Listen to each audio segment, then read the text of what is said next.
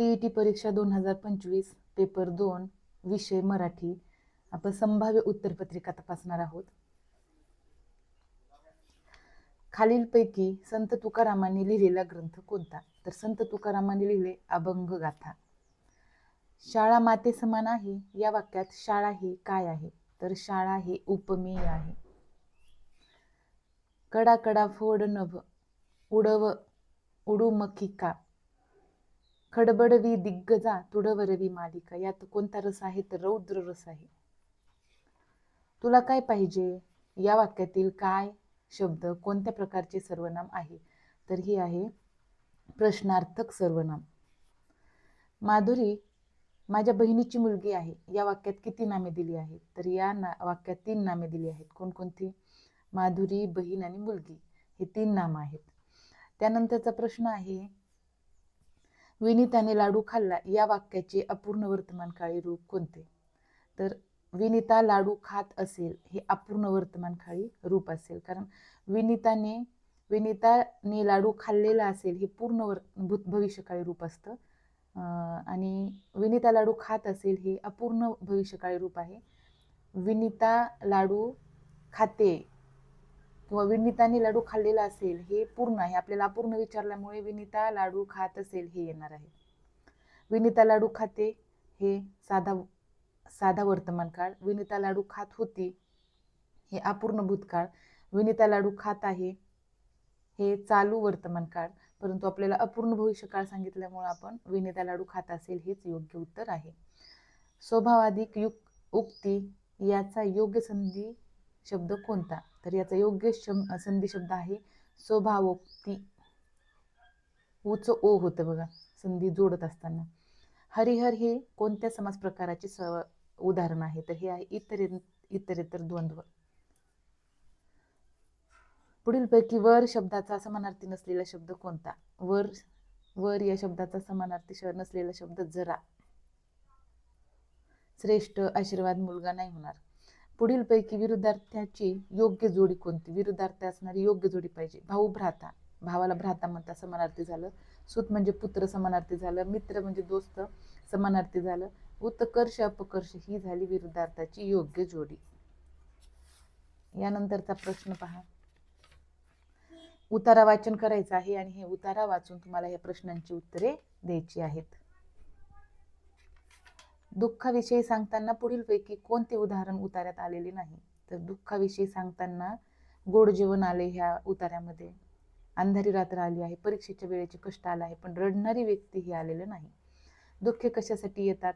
तर दुःखे आपल्याला कसोटी पाहण्यासाठी येत असतात बघा.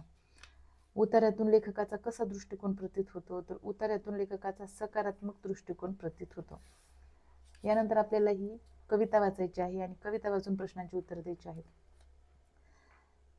कळीसाठी कोण वाट पाहत आहे? सूर्याचा किरण. पुढीलपैकी कोणता निर्धार कळीच्या मनात नाही? सूर्य होण्याचा.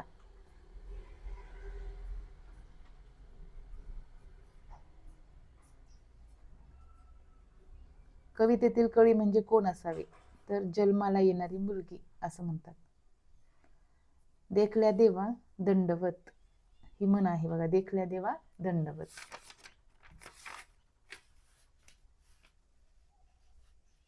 त्यानंतरचा प्रश्न आहे आरती प्रभू या नावाने काव्यलेखन करणारे साहित्यिक कोण? तर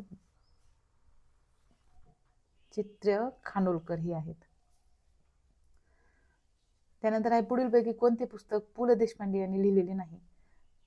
व्यक्ती आणि वल्ली, आसामी, बटाट्याची चाळीले, पण अमृतवेल हे ते पु ल देशपांडे यांनी लिहिलेलं नाही. आकांक्षा घरी गेली वाक्याचा प्रकार कोणता? तर हे वाक्य आहे स्वार्थी. बऱ्याच जणांनी विद्यार्थी केले, परंतु आकांक्षा घरी गेली हे स्वार्थी वाक्य आहे. कुणी झाडांच्या फांद्यांवर चढले या वाक्यातील विभक्ती कोणती? तर विभक्ती येणार षष्टी. का बरं? कारण षष्टी विभक्तीमध्ये चा, ची, चे, चा असं येतं, म्हणून षष्टी अनेक वचन. आणि अनेक वचन कशामुळे? कुणी झाडांच्या फांद्यांवर चढले. फांद्यांवर म्हणजे एक फांदी आहे का अनेक फांद्या आहेत, म्हणून षष्टी विभक्ती येणार, परंतु त्याचबरोबर अनेक वचन येणार, म्हणून षष्टी अनेक वचन हे या विभक्ती ह्याच्यामधली विभक्ती आहे. इक प्रत्यय लावता न येणारा शब्द कोणता? बघा. समाज, सामाजिक, वाचा वाचिक, धर्म धार्मिक, पण आनंद आनंदिक येणार नाही म्हणून हा पर्याय आहे. पुढीलपैकी मागणी पत्राचा विषय कोणता असेल? लग्नासाठी बोलवणे, विद्यार्थ्यांना बक्षीस देणे, प्रमुख पाहुण्यांचे आभार मानणे, ह्याच्यासाठी आपण मागणी करत नाही, पण विद्यार्थी भांडारासाठी स्टेशनरी घेणे ही आपण मागणीपत्र लिहू शकतो. अ आ इ ई उ ऊ हे कोणत्या प्रकारचे सूर आहेत? तर हे सजातीय सूर आहेत.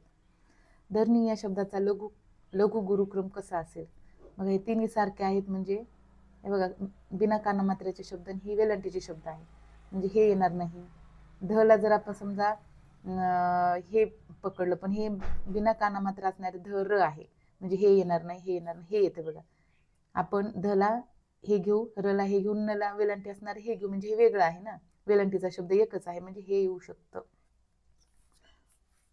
त्यानंतरचा प्रश्न आहे, झाकले माणिकचा योग्य अर्थ काय? तर साधा पण गुणी मनुष्य. पुढीलपैकी शुद्ध शब्द ओळखा. तर ही वायुपुत्र, दोन्ही उकार पहिले, वायुपुत्र. पुढीलपैकी वचन नियमाच्या दृष्टीने गटात न बसणारा शब्द कोणता? बघा, हे नाले, पेले, भाले, फुले हा वचन नियमाच्या दृष्टीतनं बसणारा शब्द आहे. वाक्यातील क्रियापद जेव्हा कर्माप्रमाणे बदलते तेव्हा टिंबटिंब प्रयोग होतो. जर वाक्यातील क्रियापद कर्माप्रमाणे बदलत असेल तर कर्मणी प्रयोग होतो. तुला हे पुस्तक आवडली का? या वाक्यातील गाळलेल्या जागी कोणते विरामचिन्ह आहे? प्रश्नचिन्ह, कारण प्रश्न विचारलाय ना, तुला हे पुस्तक आवडले का? का आलं म्हणजे प्रश्नचिन्ह. अशा प्रकारे मराठीची संभाव्य उत्तरपत्रिका आपण तपासली आहे.